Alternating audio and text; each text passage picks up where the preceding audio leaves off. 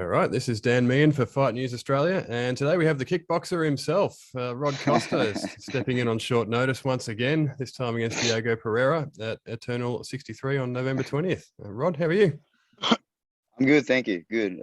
Good to be back here. Good to be back fighting. Yeah, doing well. Excellent. And how's the Costa Academy traveling? Doing pretty well. Yeah, it's doing pretty good. Yeah, numbers are growing. Everyone's cool. I'm enjoying the gym life. It's doing good. And what happens at the gym when you suddenly have to jet off and take a fight at on short notice? Man, a good question. I have a small group of people that have been friends with me. We've been training for a long time, and they go above and beyond to help me when I take these challenges. You know, like the last one on a couple of days' notice was the same thing. Just my mates, my friends that just jump in and help out with the classes. You know, everyone's willing to help and put in a little bit more extra. So it's actually pretty easy. I just lowered a lot of the classes I'm taking, you know, and try to increase a little bit more my training. So it's actually pretty easy because of the people around. You know, it's good. Nice. And of course, last time we spoke, as you mentioned there, you took a short notice fight last time around as well. It was against Justin Van Heerden. How do you reflect on that performance? It was great. It was good because I felt a lot of the things we've been training came out on the Van Heerden on the calm fight, especially the last round. Like I was a little bit more loose with my strike, and you know, and with Van Heerden, it was just.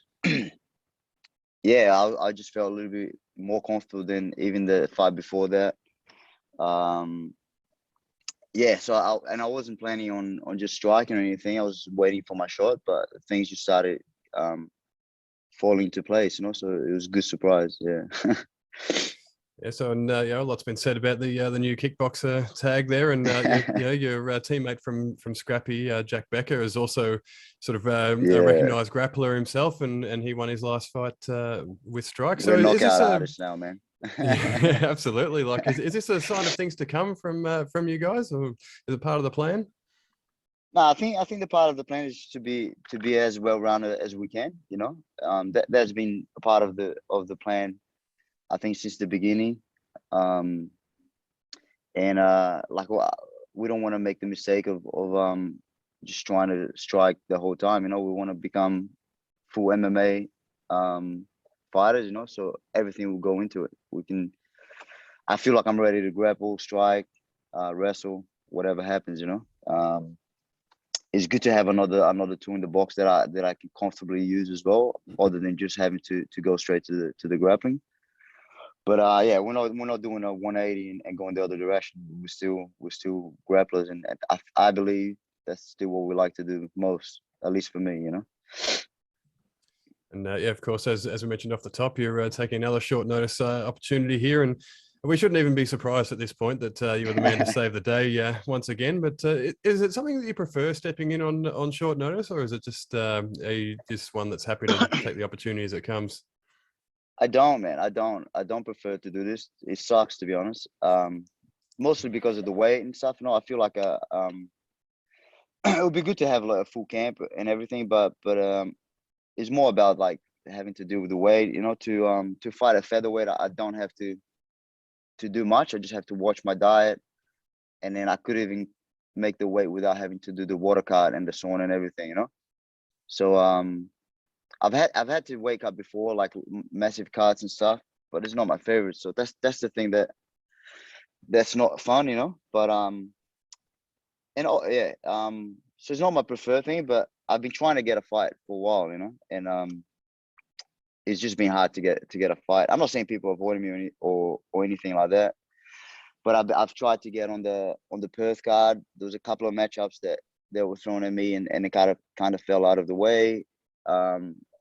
I accept fights at different weight classes, above, below.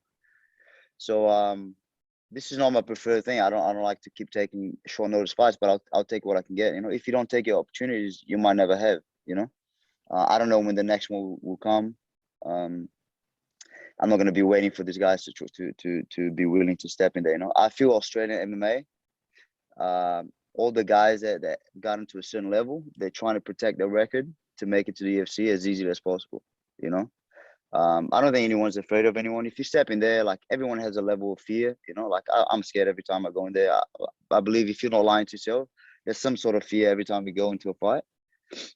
But I think a lot of these guys are just trying to make it the easiest way there without facing the challenges at the local level, you know. So if you're not willing, I don't know if I can beat everyone then, you know. I don't know if I'm gonna beat Pereira. I have no idea, but I'm willing to go out there and find out, you know. And a lot of these guys are not willing to find out, you know. The champ is not willing to find out. So I'm just taking whatever I can get.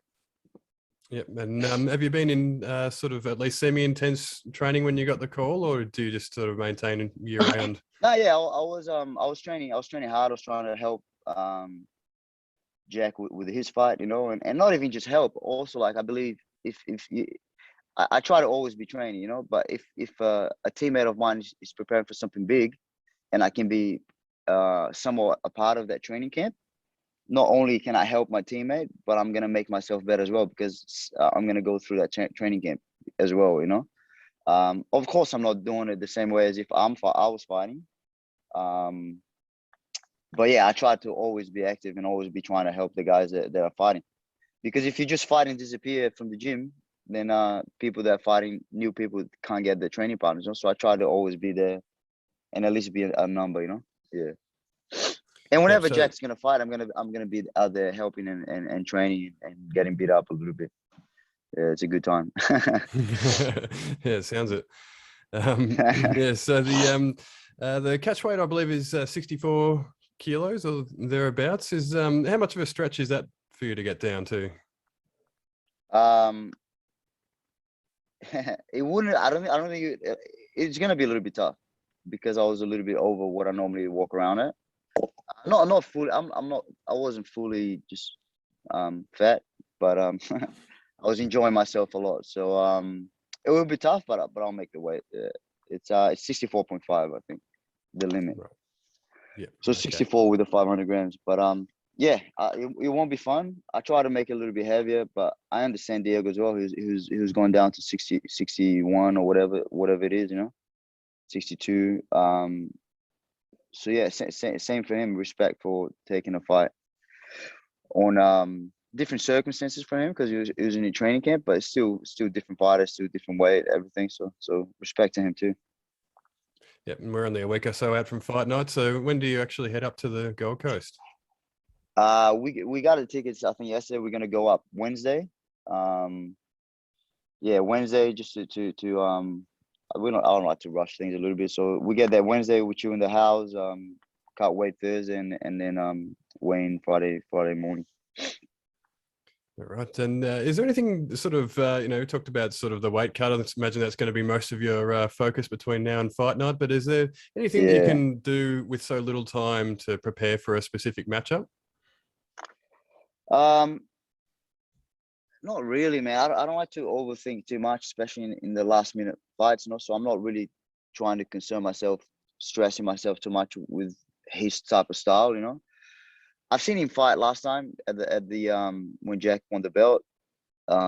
He seems to be a good, well-rounded guy. He's got a couple of knockouts. He's got a couple of submission finishes. You know, I think similar to me. Yeah, we'll find out really quick what's gonna happen, man. I don't know. I don't know what's gonna happen. I don't know how he's gonna be. But yeah, he seems to be a good challenge. You know, it doesn't seem to be. Yeah, I feel like I stepped up in the level. The easy fights for me are below down the, you know, back in the past. But I think whatever he does, I can do. I can either keep myself safe or do better, you know. So it'll be a good one. We'll see. Yep. And are you looking at sort of any more fights in the near future, perhaps with a full training camp, or is fighting just something that you do when you know you're asked to lace up the gloves? No, I wanna have a full training camp. I want to fight Jack Jenkins. Yeah, for sure. That my goal is to fight for the featherweight title. Who the champ said he didn't. I'll just throw this out there, but he said he wouldn't fight me because of my record, because my record is not the best. But now he's fighting at his gym's promotion. He's fighting a guy that's 4-4, that hasn't fought in 2 years, and is coming out of 2 losses that he got finished with. So that's, to me, it's fucking pathetic. But nah, I wanted a full training camp, and I want the toughest matches I can get. You know, I don't know how long I'm gonna keep fighting. I'm a little bit older than these guys. You know, so I'm just willing to find out, man. I don't know who I can beat in Australia and who I can't. I just want to step in with the best that I can. I tell Ben, give me the biggest challenges, give me the belt. If I win this, maybe I'll go down to bantamweight. I know Sean actually isn't a coward. He'll fight anyone, anytime. So yeah, I want to fight. I want a training camp, and I want the best opportunities I can have. Yeah, I'll try to steer away from the last minute fights. To be honest, I'll like this to be the last one, unless there's a big opportunity. But yeah, I'm good with 3. Absolutely. And yeah, you mentioned Jack Jenkins there. That was obviously a name that I was going to bring up myself. He's fighting at Rogue next month here in Melbourne. So yeah, you mentioned that he's sort of doesn't want to take the opportunity because of your record. So how far off do you think a title shot might be? Like how many wins do you reckon you need to string together to sort of force his hand? I think when they stop being little bitches, they can just put their hand up and fight. It's fucking pathetic, man, to say that and then fight the guy he's fighting. I don't care if it's your gym's promotion. And I'm not even trying to throw shade at Jason or whatever the guy's name is fighting. But the dude hasn't won a fight in 2 years and it's been finished. He talks about my record. Dan, I understand my record is not the best, man. Van Heeden, Jack Jenkins been finished twice. All of my losses have been really, really close decisions. It could have gone either way, right? All of my losses. You haven't seen me. I might lose this fight now and he might finish me. You never know what's going to happen. But I've never been finished. He talks about my record. He's fought some peanuts. Go look at his record. Everyone can go out to Apology and look at his record. He's fought some shit guys. He's got like a record that looks good, and he's trying to make his way to the UFC. It's pretty obvious what he's doing, you know? I'm not trying to say he's even scared of me. I don't think he's scared. I think like he's a fighter. He'll fight. I don't know if it's him or his manager, but they're trying to find the easiest path. That doesn't work out well most of the times, you know? So yeah, if you stop being hard, being difficult, then we can fight. If not, I don't know. Maybe they'll strip him soon. Yeah, we'll see. It's up to Eternal, to be honest. I'm willing to fight. I'll fight him anytime. On short notice, even? I'll fight him on short notice anytime. Let's go. Absolutely. There you go. Pardon me. Yeah, in the longer term, you know, you sort of mentioned a couple of times there that you're not sort of sure how long you'll keep on fighting. Do you sort of have a time scale in mind for your career, or is there sort of a time period in which you want to get your work done? No, not really. Like I think I said last time, as long as I enjoy it, and I still enjoy it, I still like to train hard, you know. But I'm not naive either, man. I want to keep fighting. I want to see how far I can get in terms of who's the best guy I can fight, you know? So if I fight Diego now, if I win, like I want either Jack Jenkins or Sean Atchell, right? I think I deserve a champion after if I win this fight.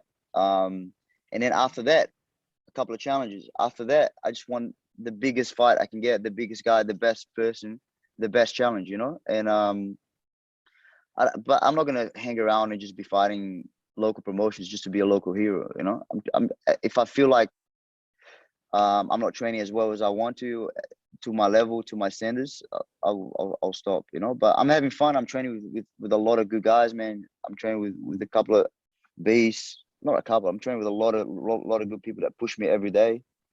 I'm learning a lot, and I'm having a lot of fun. You know, after I've stopped competing jiu-jitsu.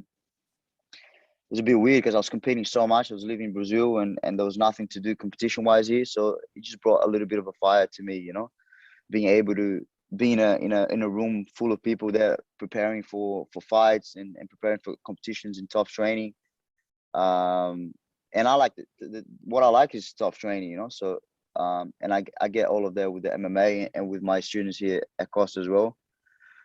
So yeah, as long as I feel like I'm doing okay, I'm not, you know, depreciating my health for no reason, and I'm climbing up, not not just fighting for the sake of fighting, then I'll keep fighting. But it won't be for long. I'm 32, man. I'm not gonna keep fighting till I'm 40, till I'm 36. You know, so it won't be for long. But I'm here. I'm willing to fight anyone, and let's see how many fights I can get before I call it quits. Absolutely. And the main event, of course, at Eternal 63 is Jack Becker versus Benton Mumford for the title. Of course, Jack's your teammate from Scrappy MMA, but what's your prediction for that one?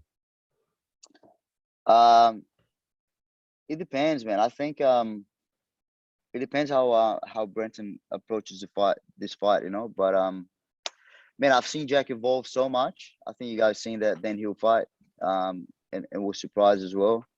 I don't think he's gonna go well for Benton. Yeah, I think he's on the way out anyway. All respect to him, but I think Jack finishes this fight. I don't think Benton wins in any form. Yeah. Yeah, and before I let you go, do you have any sponsors or anyone you'd like to shout out? I'll hand the reins over to you. No, I want to thank. Make sure I thank my friends that I spoke about, Ming, Seth, all the guys helping with the class, Lockie, Jack, all the MMA guys from Scrappy, and just a big shout out to StreetX for all the help. Perfect. Well, Rod, thank you so much for stopping by once again, and all the best at Eternal 63. Thank you. Sorry about my lack of happiness. You know, I'm a little bit hungry, but thanks for having me. Understandable. No problem at all.